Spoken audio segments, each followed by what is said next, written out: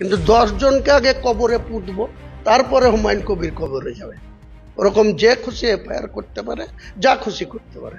10টা মেরে তারপরে হুমায়ুন কবির মরবে। বৈরাগ্যদের মৃত্যু হলে খাড়া করে পুঁতে, অর্জুন সিংকে খাড়া করে গর্ত করে পুঁতে দেবে। কটা গুলি আছে চালাবে। আর আমাদের কত লোক আছে বাংলার সকেটের তো কোনো আওয়াজ শুনেনি, যখন আমাদের উপরে গুলি আসবে আমরাও বাংলার সকেট দিতে যখন চার্জ করতে বলবো, সেদিন বুঝে নেব কে কোথায় থাকে।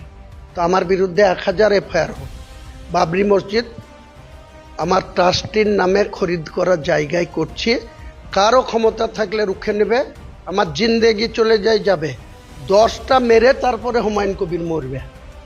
হুমায়ুন কবিরের জিন্দেগি যে কোনো টাইমে চলে যেতে পারে, কিন্তু 10 জনকে আগে কবরে পুঁতবো, তারপরে হুমায়ুন কবির কবরে যাবে।